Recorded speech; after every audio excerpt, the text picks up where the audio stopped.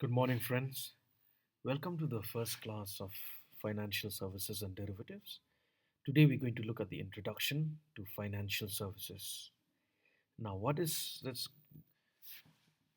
straight away go to the meaning of financial services. Now, financial services are nothing but services offered by the financial service sector. But what do you really mean by that? Now, the financial services sector is part of the larger Indian financial system. Now, what happens in financial services sector is there is intermediation. So the financial services sector is nothing but the financial intermediary, like the middleman. And what does a middleman do? Now, in a financial system, you have broadly two groups of people. Let's just call them people. One group are the savers, people who have surplus money, surplus funds, and they want to invest that surplus funds in a lucrative investment, maybe a financial instrument or may not be a financial instrument. So you have that group, the people who have surplus funds and they want to invest that funds. The second group is the users, people who need, or organizations, corporates, government undertakings, public sector undertakings. They are the users. They need that surplus funds as capital to start an activity or activities. Now, the user has the saver has surplus funds and he or she wants to invest. The question is, where will he or she invest, or where will they invest? And then you have the users, they need capital. From where do they get that capital? Now, this is where the financial service sector comes in, the middleman, the intermediary. So, what the intermediary will do is they will mobilize the savings of the savers, people with surplus funds. They will mobilize their savings. And what will they do with that savings after mobilizing? Now they will allocate that to the users. So on one hand, the financial service sector will mobilize the funds and then allocate the funds as capital to the users. So that is what basically, broadly, that is how the financial service sector uh, functions. Now, if you look at this report by the Indian Brand Equity Foundation. If you go to the website www.ibef.org, you will come across this report, okay, that was prepared um, in the beginning of this year, looking at the growth and the potential of the financial service sector in the financial year 2019. And here you will see that the the gross national saving, GNS, of India has actually grown to almost 30%, and that is a huge sum. And it is projected that the the gross national savings in 2020 is supposed to be more than 35%. But again, because of this pandemic that is happening right now, you know that growth rate may not materialize at all. So therefore, the financial service sector has to contend with whatever growth that we have this year. And because this growth, the pandemic is not only affecting the Indian economy, but every economy in this world. And we have to live with it. And organizations and governments and public sector undertakings are trying their best to sustain the growth, or to even get some sort of a positive growth rate. And so you see, if you look at this report, the executive summary, you'll see that even the high net worth individuals have also increased, and these high net worth individuals have the surplus funds to actually, give it to other users, and those users could be in the form of startup entrepreneurs, okay, some venture, some new venture. So these people can actually give that money to them, and where they can start some kind of commercial and economic activity. And if you look at the asset under management, the AUM, has also, has grew, from 10.96 trillion rupees to 25.48 trillion rupees. Now that is a quantum jump. It's a growth of more than 100%. And even if you look at the CAGR, now what is CAGR? CAGR is the compound annual growth rate. That is also, it looks very promising. And uh, and even the IPOs, the initial public offerings that was raised in 2020 also see has touched 2.5 billion dollars, a huge sum of money. By the way, I will explain all these terms AUM, CAGR, IIPO in the subsequent chapters that I'll be dealing with. If you look further in this report, the reason why the financial service sector in India has become very vibrant, especially in the last 30 years, starting 1990, after the economy was liberalized, after the Indian economy was liberalized, a lot of financial innovation have taken place.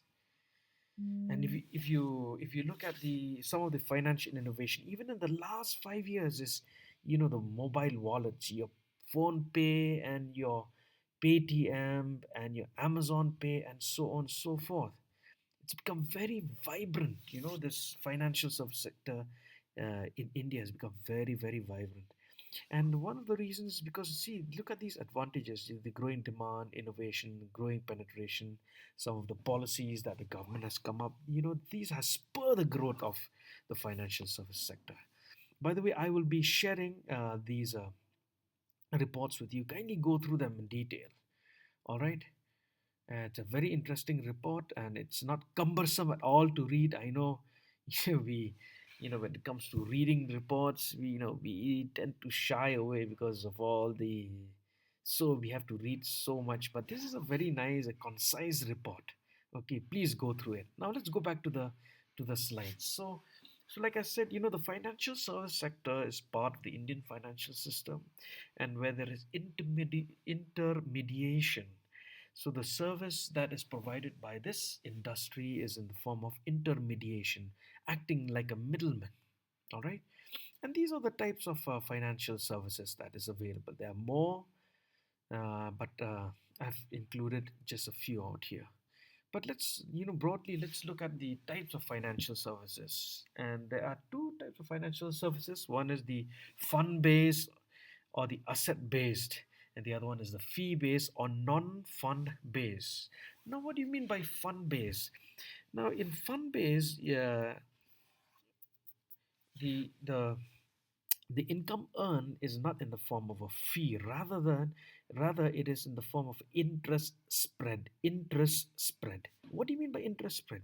Interest spread is nothing but the difference between the interest paid and the interest earned. Now, that is the interest spread. And so if you look at all these fund-based services, okay, like leasing, hire purchase, housing finance, credit cards, venture capital, factoring, forfeiting, bill discounting, insurance, these are all fund of asset-based financial services. Okay.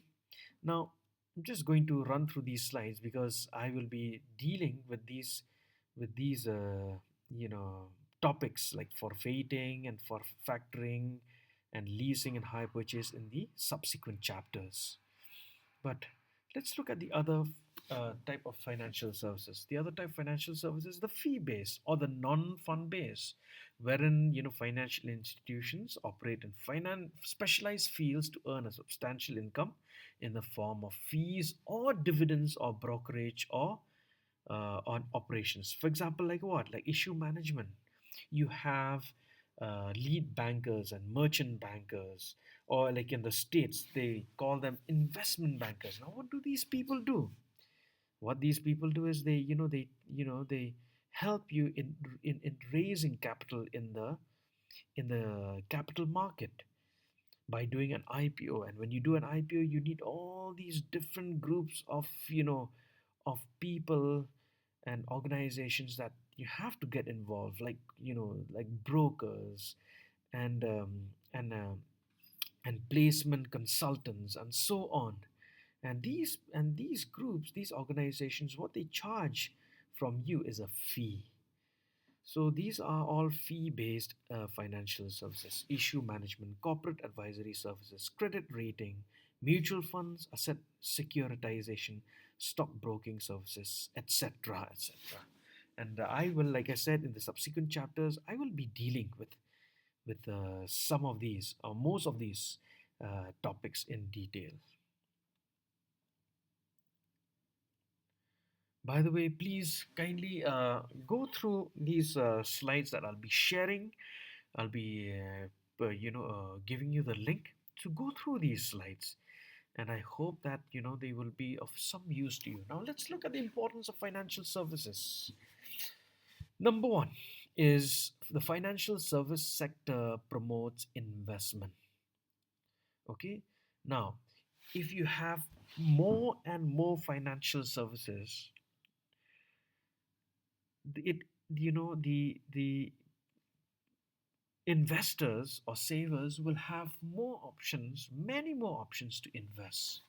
So it is important to have a vibrant financial service sector. All right.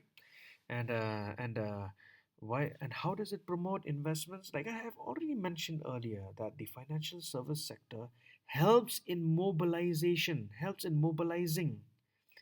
the savings and allocating it as capital to the users. All right.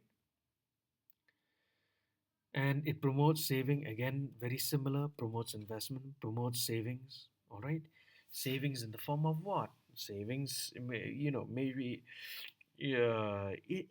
insurance, life insurance. That is another good way of saving, not investing.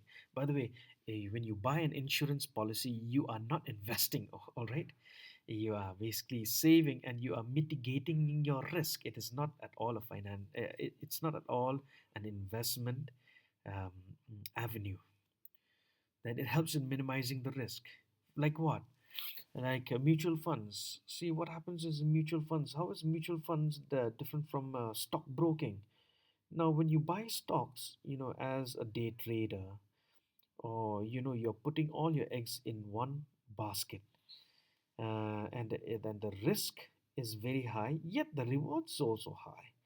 But in mutual funds, you are investing your money in the capital market.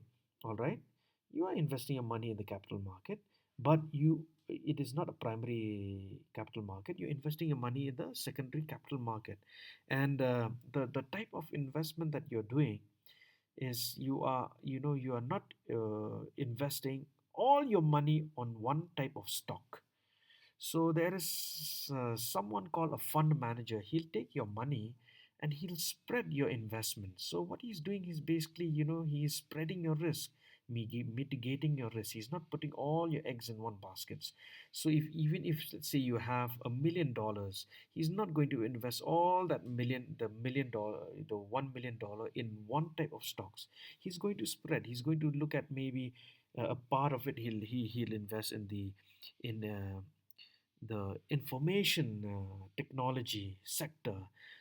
Part of it will be invested in, let's say, the FMCG sector. Another part will be invested maybe in infrastructure. Another part maybe in some other type of services and so on. So you see, so financial services helps in mitigating, minimizing the risk. And of course, there is also maximization of returns. It helps, it enables investors and business people to maximize their returns. All right. Ensures greater yield, helps in spurring up the economic growth, of the country. Please go through all this on your own. All right.